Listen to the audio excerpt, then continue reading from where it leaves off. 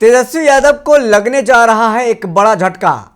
पहले सीएम बनने का सपना टूटा, अब ये झटका बर्दाश्त कर पाएंगे तेजस्वी यादव?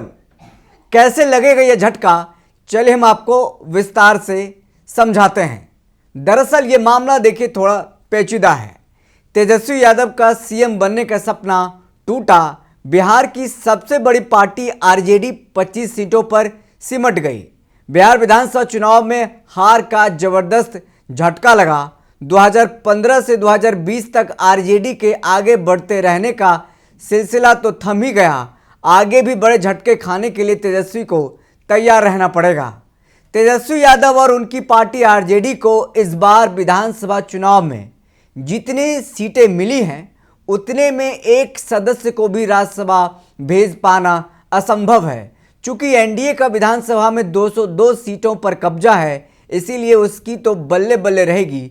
अप्रैल 2026 में बिहार कोटे की राज्यसभा में 5 सीटें खाली हो रही हैं, जिसके लिए निर्वाचन होगा। इन 5 में से 4 सीटें एनडीए की हैं, जबकि 2 सीटों पर आरजेडी के सदस्य राज्यसभा गए थे। चूंकि आरजेडी के पास अब सिर्फ 25 विधायक हैं और उसके सहयोगी दलों के पास एमएलए हैं, इसीलिए एक भी सदस्य को राज्यसभा भेज पाना संभव नहीं होगा। इसका नतीजा यह होगा कि राज्यसभा में आरजेडी के सदस्यों की संख्या घटेगी।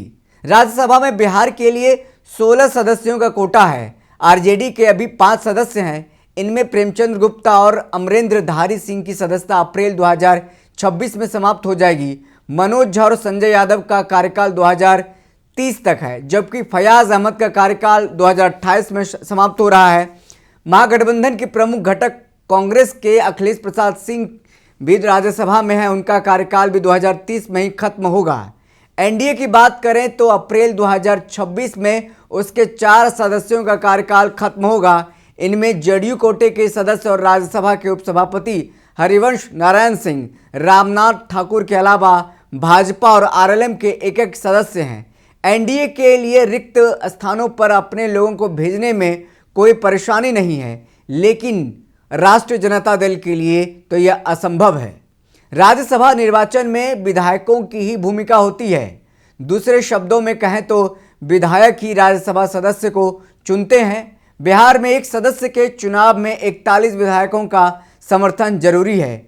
यह हिसाब से देखें तो विपक्ष के हाथ इस बार खाली रहेंगे। इसका असर 2030 में खाली होने वाली सीटों पर भी पड़ेगा, इसीलिए कि 2030 में जब सीटें खाली होंगी तब भी संख्या एनडीए के घटक दलों के ही मजबूत रहेंगी।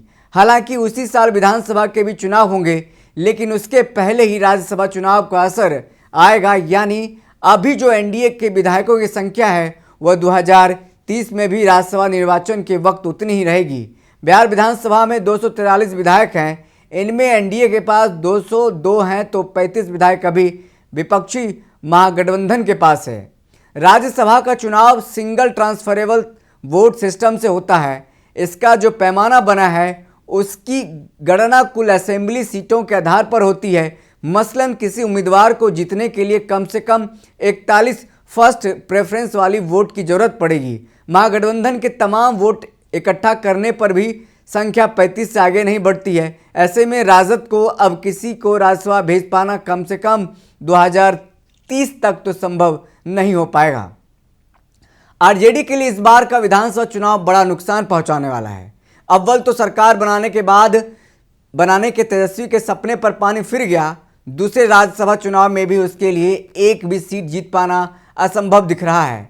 उसके पास महज 25 विधायक हैं। कांग्रेस के 6 और एआईएमआईएम के 5 विधायकों को मिलाकर भी उसके 36 वोट ही होते हैं, जबकि 41 वोट जरूरी हैं। कोई ट्रांसफर वोट भी आरजेडी की मदद नहीं करेगा, क्योंकि एनडीए के पास 203 विधायक हैं और वे खाली हो रही राज्यसभा की 5 सीटें जीत सकते हैं। ऐसा होने पर राज्यसभा में आरजेडी सदस्यों की संख्या 5 से घटकर 3 रह जाएंगी। इतना ही नहीं, 2028 और 2030 में तो यह शून्य पर आ जाएगी। यही हाल विधान परिषद चुनाव में भी होगा। जदयू में 2 बार की लिमिट तय नीतीश कुमार ने जदयू से राज्यसभा जाने वालों के लिए अधिकतम 2 टर्म की अनकही लिमिट तय कर रखी है। अली अनवर और आरसीपी सिंह को तीसरी बार नीतीश ने राज्यसभा जाने का मौका नहीं दिया। जदयू के अभी भी 5 सदस्य राज्यसभा में हैं। इसमें हरिवंश राय रामनाथ ठाकुर का कार्यकाल और अप्रैल 2026 में खत्म होगा। पिछले कुछ सालों से नीतीश कुमार ने एक अलिखित परंपरा कायम कर रखी है। जो दोनों सीटें खाली होंगी उन सदस्यों का दूसरा कार्यकाल है। इसलिए देखना दिलचस्प होगा कि नीतीश अपने बनाए गए नियमों से पीछे हटते हैं या कायम रहते हैं। तो देखिए, तेजस्वी यादव को यानी पूरा महागठबंधन को फिर से एक बार बड़ा झटका लगने वाला है।